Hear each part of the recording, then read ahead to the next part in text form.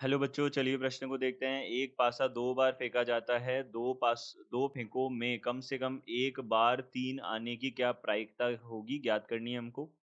तो देखिए, यहाँ से हमको क्या बोला है, 2 पासे हैं, एक पासे को 2 बार फेंका जाता है, तो कम से कम 1 बार 3 आने की क्या प्रायिकता होगी, हमको बताना है। तो देखिए, सबसे पहले यहाँ पे मुख्य अवधारणा देख लेते हैं। मुख्य अवधारणा, तो मुख्य अवधारणा के अनुसार यहाँ जो प्रायिकता होता है पीई, किसी भी घटना ई के होने की प्रायिकता जो है पीई, यह किसके बराबर होती है? यह बराबर होती है एनई बटा एनएस होता है। तो देखिए, यहाँ से हमारे पास एस किसको प्रदर्शित करता है? एस प्रदर्शित करता है प्रतिदर्श समष्टि, प्रतिदर्श समष्टि, प्रतिदर्श समष्टि। और जो हमारे पास ई है वह किसको प्रदर्शित करता है? ई प्रदर्शित करता है हमारे पास में घटना का समुच्चय, घटना का समुच्चय को प्रदर्शित करता है।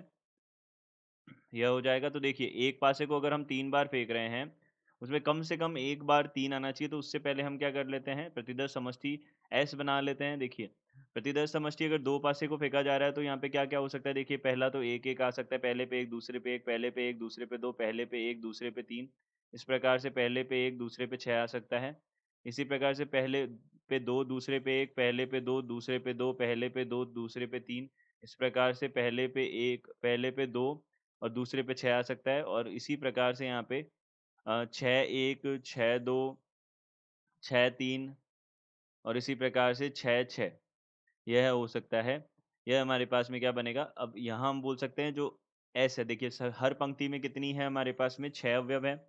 और इसी प्रकार से यहाँ पे 6 पंक्तियाँ बनेगी, तो यहाँ पे 6-6 36 हो जाएगा।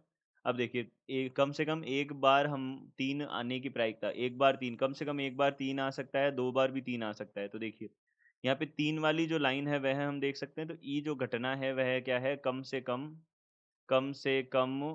1 बार, कम से कम 1 बार 3 आना। यह हमारे पास घटना है ई। तो देखिए, कम से कम 1 बार 3 आना, यानी कि 1 बार 3 आ सकता है, 2 बार 3 आ सकता है, 3 बार 3 आ सकता है।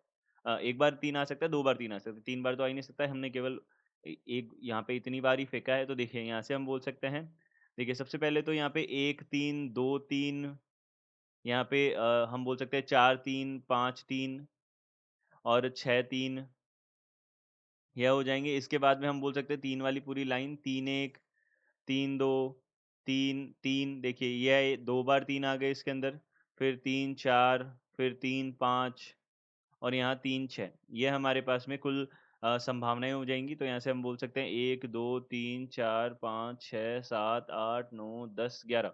तो NE जो है हमारे पास कितना आ जाएगा? 11 आ जाएगा यहाँ पे। तो हम प्रायिकता ज्ञात कर सकते हैं, PE जो है हमारे पास ई घटना के घटित होने की प्रायिकता, वह कितनी हो जाएगी? NE बटा NS हो जाएगी। तो NE बटा NS, NE कितना है हमारे पास में?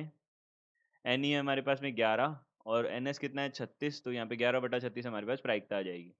तो दिए गए प्रश्न का उत्तर 11 बटा 36 है। आशा करते हैं आपको समझ आया होगा। धन्यवाद।